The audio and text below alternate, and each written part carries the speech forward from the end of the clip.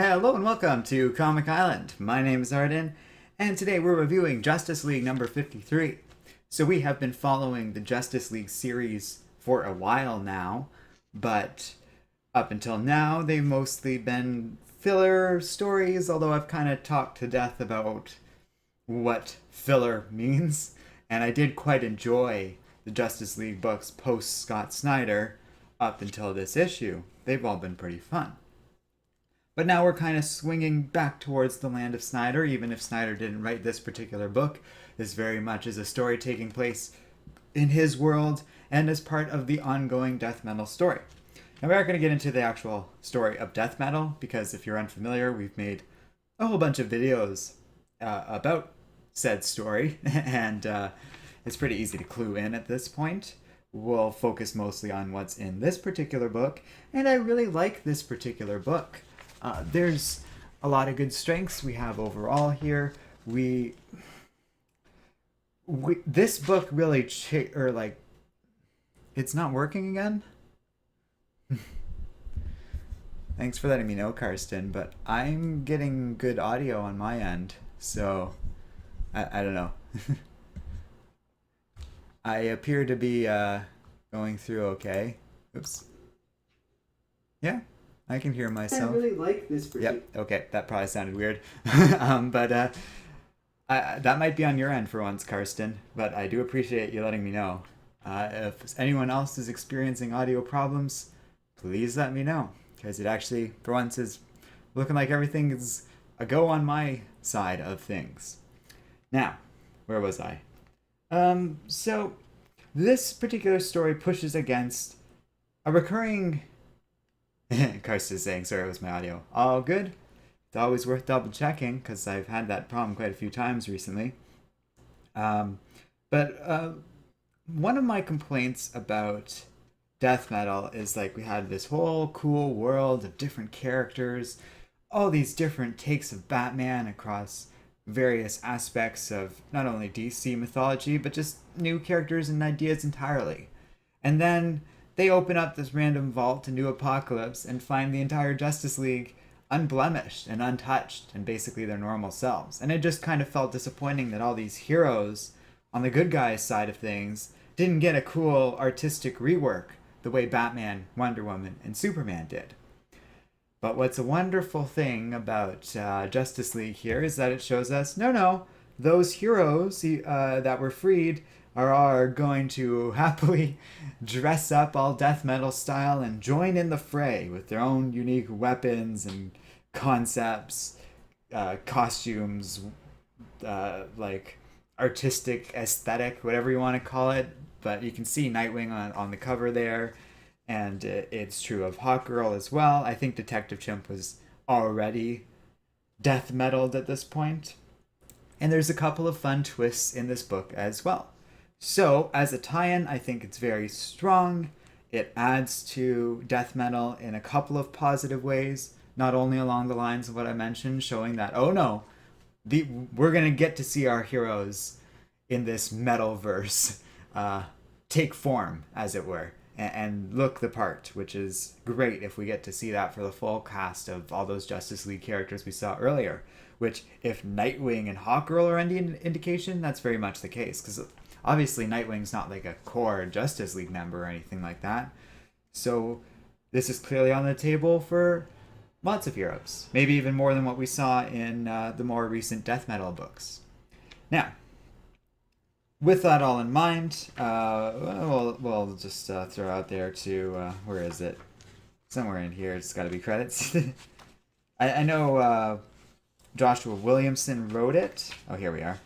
Zermancio did the artwork, Romulo Ferrato Jr. did the coloring, and Tom Napolitano did the lettering.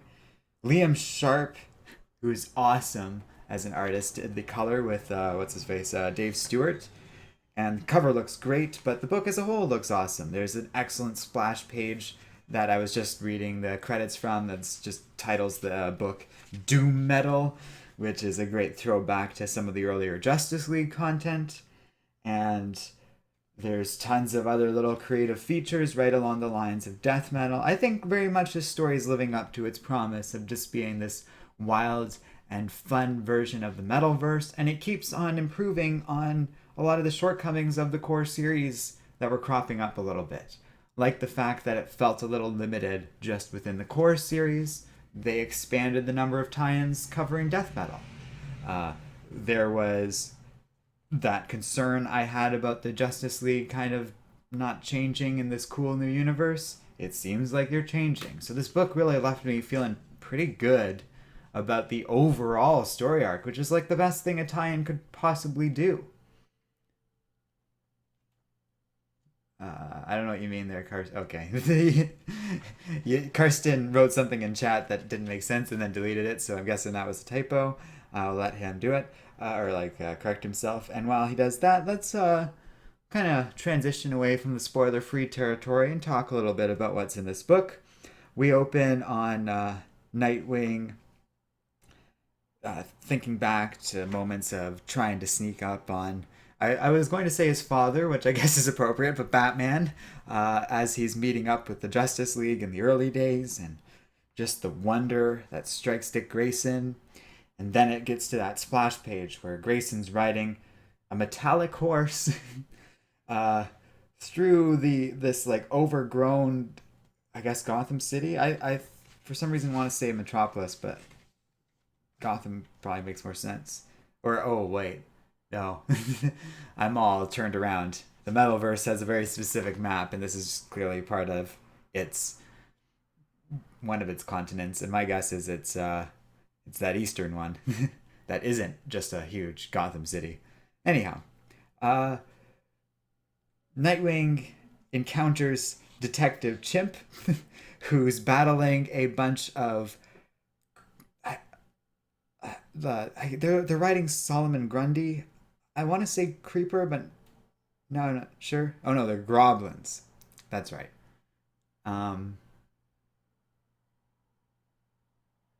No problem, Karsten. uh, oh yes. So Nightwing approaches Detective Chimp, who's surrounded by these weird Robin goblin creatures riding Grundys. And Nightwing shows up and he's like, oh, this horse was a gift from Wonder Woman. And then he and Hawkgirl save Detective Chimp. And they all agree to kind of work together to help with the Justice League's overall mission, like to take down the Darkest Night.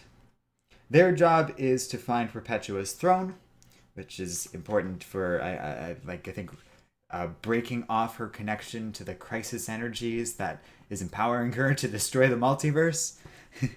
I'm amazed at myself for, I believe, correctly putting that all together. Anyhow, Nightwing's like, oh yeah, there's a cool moment when he's talking to Detective Chimp where Nightwing directly references something that you guys were actually asking me about when we were talking about the Joker War. And he says, oh, I finally got my memory back, and then the world goes crazy. So the Joker War is confirmed to take place before Death Metal, which is kind of cool. So Grayson's talking about how he wants to just get back to Nightwing at this point. An understandable feeling given the mountainous stuff he went through in his personal life, only to find himself surrounded by the world of death metal. But they make their way to the Hall of Justice, and they find their way to Detective Chimp's employer, which we actually knew already. Oh, okay. That's like from way long ago. I actually do remember that comment, though. Carson's talking about something he wrote years ago, if I'm remembering it correctly. And somehow I remember it. Anyhow. That was back when I commented with my own YouTube channel, I believe. So, Detective Chimp introduces his, I don't know, the person he's been working for all this time, Lex Luthor, which I believe we saw in an earlier tie-in to Death Metal.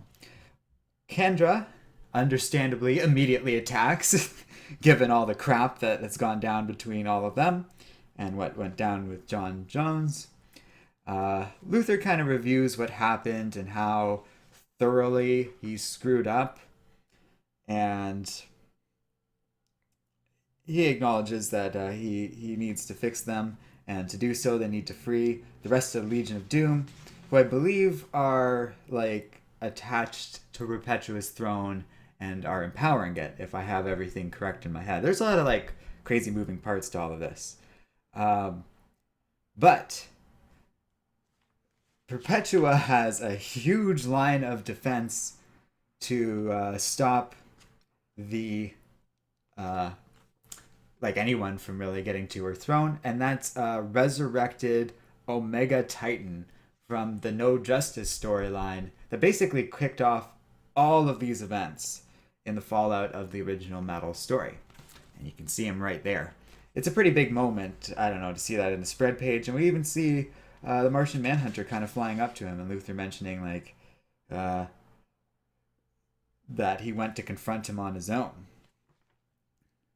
And Luther's like, well, even if you get past the Omega Knight, there's another one that we're going to have to get past.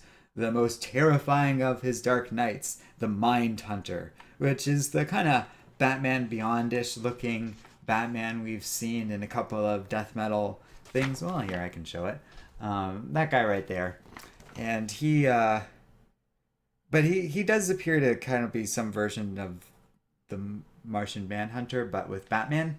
And that's pretty cool. I don't think that was among the original team of death metal Batman that emerged in the first Metal story, but he kind of fits in with the rest of them, and I'm curious to know more about him, which presumably, because there's a good amount of Justice League tie-ins going forward, we will get a sense of.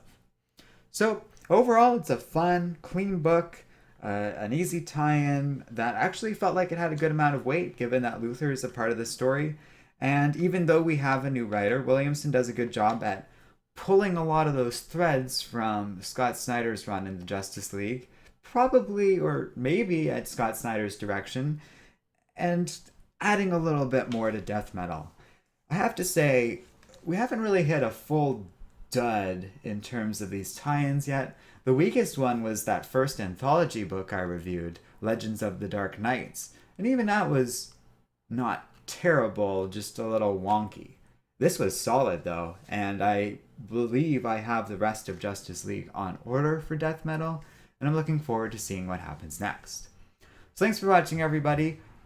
Next up, we're actually going to take a look at an Image comic, because we've been belting out a bunch of DC ones, and I do have a few more things I want to talk about from the last couple of weeks. So stay tuned for that. Thanks for watching, and we'll see you guys next time here on Comic Island. Oh, and special thanks to Kirsten for joining me in chat along the way.